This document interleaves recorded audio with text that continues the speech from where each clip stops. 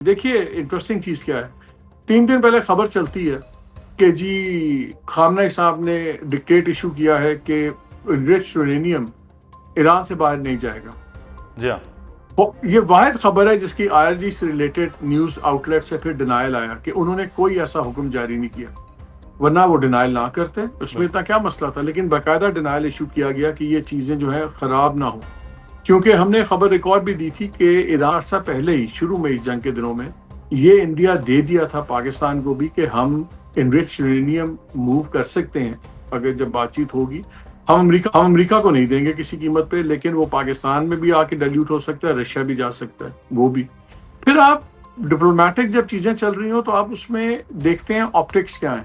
अब आप देखें पिछले 4 दिन से अमेरिकन बयानिया कौन लीड कर रहा है। ट्रंप साहब ने तो अपने कुछ रटे रटाए बयान है वो देते रहते हैं ना, हो रहा है नहीं हो रहा, अभी होगा नहीं तो मैं नीस्तो नाबूद कर दूंगा, उनको सीरियसली अब कोई नहीं लेता।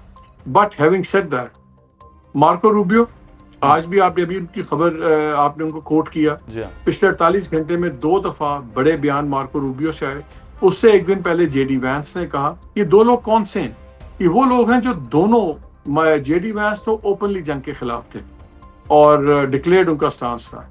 मार्को रूबियो जंग के खिलाफ थे लेकिन वो न्यूट्रल रहते थे, खामोश रहते थे, उन्होंने स्टांस कोई पब्लिकली आइदर और नहीं लिया हुआ था, लेकिन एवरीबडी न्यू कि ही इज एंटायर वॉर।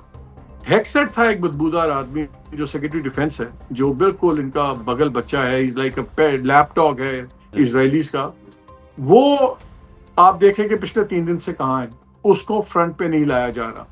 वरना आपको पता ना, जब ट्रंप ने मैसेज करना होता था तो ट्रंप इसकी सुबह अमेरिका के 9 बजे सुबह पहली प्रेस कॉन्फ्रेंस हेक्सेट और आर्मी चीफ ही करवा देता था, जिसमें वो आके कहते थे ये कर देंगे, नीस्तो नाबूद कर देंगे। सो कौन आगे आके बात कर रहा है, ये बड़ा इंपॉर्टेंट है कि वो मॉडरेट्स और एंटायर वॉर दोनों एलिमेंट हैं, वो जो है हेक्सेट को पीछे खींच दिया गया है। ईरान की तरफ से भी जो पॉलिटिकल फेसेस हैं उनके, अब वो लीड कर रहे हैं। अब आप देखिए, वरना वहां पे भी बाकायदगी से खातमुल अंबिया हेडक्वार्टर्स का स्पोक्समैन आके एक बयान देता था, दूसरे लोग आईआरजीसी के कमांडर्स आके बयान देते थे, वो भी सब खामोश हैं। So things have gone. I think Pakistan ने इशू अब क्या बन गया था, इशू अब था हुर्मुस, इसमें इज्जत बेइज्जती भी बन गई थी, ट्रंप भी फंस गया था। हालांकि Hormuz was not a cause of war, it was a consequence of war. Exactly, Hormuz तो खुली भी थी, इसलिए ट्रंप ने किया, इन्होंने इरानियन ने उनके तमाम वो चीजें जो समझते थे नहीं करेंगे ईरान ने की, इन्होंने हुर्मुस बंद कर दी। वो समझते थे ये गल्फ ममालिक को मिडल ईस्ट में टारगेट हिट नहीं करेंगे, उन्होंने वो भी कर दिया। जब इन्होंने ब्लॉकेड लगाया तो जो हुर्मुस का उन्होंने पहले प्लान आउटलेट क्लेम करते थे, उन्होंने पूरी की पूरी हुर्मुस के दोनों तरफ नया नक्शा इशू कर दिया, अथॉरिटी भी बना दी। सो अब जो जिस बात पे सुलह हो रही है, सीज फायर हो रहा है, वो सुलह है जो वजह जंग थी नहीं। अमेरिका ने 3 वजह जंग बनाई थी जी। हम आके इनकी उड़ाएंगे, रिजीम चेंज करेंगे। तो 86 साल के खामनेई साहब से कैंसर के मरीज थे और अभी वहां पे ट्रांजिशन के मसलों की भी बात होती थी, और जो अपने मुंह से कह चुके थे कि हम नहीं बनाएंगे एटमी हथियार व्हाटएवर, उनको आपने शहीद करके, उनके साथ लारेंजानी और दूसरे ऐसे बड़े लोगों को शहीद करके आप एक्सट्रीमली हार्ड लाइनर्स को ऊपर ले आए, हॉक्स को। सो रिजीम चेंज आपसे नहीं हुई। न्यूक्लियर डस्ट अभी भी उनके पास है। न्यूक्लियर प्लांट्स अब अपने मुंह से अमेरिकन कहना शुरू कर दें, 3 नहीं चले 1 रख लें फिर होगा। और बात यहाँ पे आके खत्म हो रही है कि हुर्मुस खोल दें 28 फरवरी से पहले वाला, और हुर्मुस में एक ही स्टिकिंग पॉइंट था। पाकिस्तान बड़े अरसे से इनको इरानियंस को कह रहा था कि आप इसको एक वे आउट दे दें, एक फेस सेविंग दे दें, टोलिंग बंद कर दें। अब आप क्या चीज देखें, अमेरिका के बयान देखें बारीकी से, वो क्या कहते हैं। वो ये नहीं कहते कि हुर्मुस पे ईरान का कोई ताल्लुक नहीं होगा, हुर्मुस का हम ये नहीं होगा। वो कहते हैं टोल बंद करें, ये टोल नहीं लेगा ईरान, तो ठीक है, नहीं लेगा ईरान, आप नेगोशिएशन में बैठेंगे तब चीजें तय हो जाएंगी। सो अब जो सीजफायर की तरफ हम जा रहे हैं, अगर आप बारीकी से देखें तो सारी इरानियन टर्म्स पे ही हैं। ना ईरान ने शिकस्त मानी, ना उनकी फतह हुई, इन्होंने ना अमेरिका इनसे ताकत से हुर्मुस खुलवा सका, कुछ नहीं अमेरिका करवा सका। न्यूक्लियर डस्ट भी इनके पास है। It's a perfect time for a deal. तो ये डील का पहले कुछ खबरें भी ये थी कि शायद हज के फौरी बाद मुज़ाकरात का अगला मरहला हो जाए। जो आप बात करें कि अब सारी कंडीशंस ईरान की फेवर में भी जा रही हैं, उधर से मार्को रूबियो जैसे लोग जो हैं वो आगे भी इस वक्त हैं, जेडी वेंस जैसे, तो फिर मुज़ाकरात हो सकते हैं चंद दिन के बाद, यानी कि हज के बाद। नहीं, दोनों देखिए सर, दोनों को पता है कि मुज़ाकरात दोनों की जरूरत है।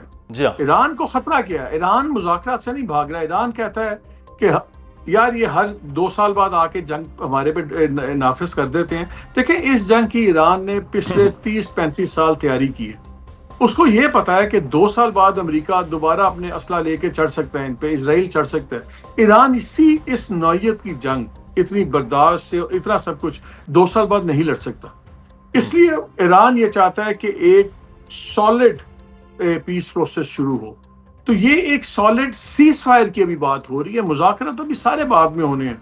हॉर्मुज़ का फ्यूचर भी बाद में होगा, न्यूक्लियर भी बाद में होगा, जो उनके एसेट्स की डीप फ्रीजिंग है वो सारी भी चीजें होंगी। अभी तो एक पॉइंट का नुक्ता है कि आप हॉर्मुज़ खोल दें, वो ब्लॉकेड हटा दें, तो ट्रंप जाके नारे मार सकेगा। कल फौरन देखे ट्रंप कहेगा, देखें मैंने हॉर्मुज़ खुलवा दिया, मैं कहता था मैं हॉर्मुज़ खुलवाऊंगा। ये नहीं बताएगा कि बंद भी मेरी वजह से हुई। हॉर्मुज़ तो खुली भी थी, इनके निगोशिएशन में भी खुली हुई थी कि हमले के बाद बंद हुई ना। सो उसको चीखने चलाने का एक मौका मिल जाएगा। वो ये इस वक्त विन विन सिचुएशन बन रही है। मैं ये हिसाब से जानना चाह रहा था कि दोनों जो विक्ट्री ट्रॉफी है वो दोनों चाह रहे हैं, ईरान भी और ट्रंप भी, तो ये फिर विक्ट्री ट्रॉफी भी विन विन सिचुएशन, आदि वो ले लें आदि वो ले लें, इस सिचुएशन में होगा। क्योंकि दोनों अपनी कौम को और अपने आवाम के, आज भी जो बयानात कल के थे हमने वो देखे, वो आवाम के हवाले से बहुत ज़्यादा थे। बाकर कालीबाफ भी जो बात कर रहे थे, या जो ट्रंप भी बात करते हैं। देखिए, हेनरी किसिंजर ने एक बार एक अपनी किताब में लिखा जी, उसने कहा कि जो एसिमेट्रिक वॉर होती है ना, अब नाज़रीन के लिए मुझे इसलिए उर्दू का लफ्ज़ नहीं पता, लेकिन आप कह लें गैर रिवायती जंग, जी, आप समझ लें। जी, जी। तो ईरान ने तो गैर रिवायती जंग लड़ी है ना। उन्होंने इनकी नेवी उड़ा दी, एयरफोर्स उड़ा दी, डिफेंस सिस्टम्स उड़ा दिए, उन्होंने ड्रोन से लड़ा, फिर उन्होंने ये हॉर्मुज़ वाला टैक्टिक कर दिया, बेसिस जंग को हॉरिजॉन्टल फैला दिया। तो हेनरी किसिंजर ने बड़े साल पहले अपनी किताब में लिखा, उसने कहा जब कोई एक बड़ी ताकत किसी और कुव्वत से एसिमेट्रिक वॉर में जाती है, तो एसिमेट्रिक जो लड़ रहा होता है उसकी फतह सिर्फ इस बात में होती है कि उसकी शिकस्त ना हो, और जो बड़ी ताकत होती है उसकी शिकस्त इस बात में होती है कि वो फतह हासिल ना कर सके। तो इस वक्त जंग America has lost by not winning और Iran has won by not losing. ये बड़ी समझने की चीज है, बड़ी सिंपल सी बात है।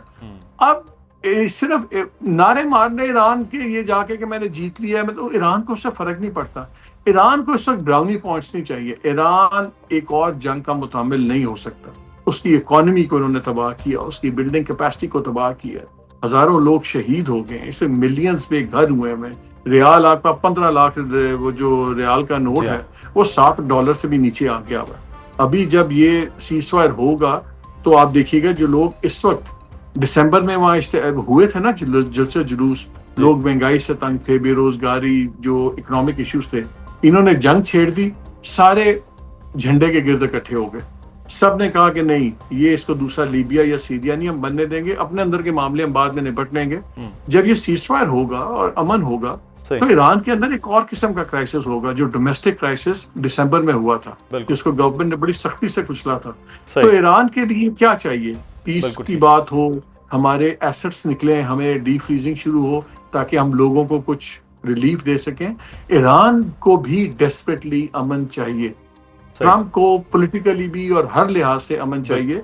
सो जो मैं बात कर रहा था, पाकिस्तान पे एक बहुत बड़ा बोझ भी है, जितनी अल्लाह ने इज्जत दिया हमें, जिस मुकाम पे हम खेल रहे हैं इस वक्त। बट हैविंग सेड दैट, अब इस वक्त मेरा ख्याल है ईरान क्रेडिबिलिटी पे काउंट कर रहा है जनरल आसिम मुनीर की, अमेरिका भी इनकी क्रेडिबिलिटी पे बात कर रहा है कि दोनों अपनी अपनी जगह पे कायम रहेंगे। सो ये बड़ी एक डेलिकेट सिचुएशन है जिसमें पाकिस्तान है। जी मालिक साहब, बिल्कुल ईरान और अमेरिका के मामलात के हवाले से तो आपने बात की।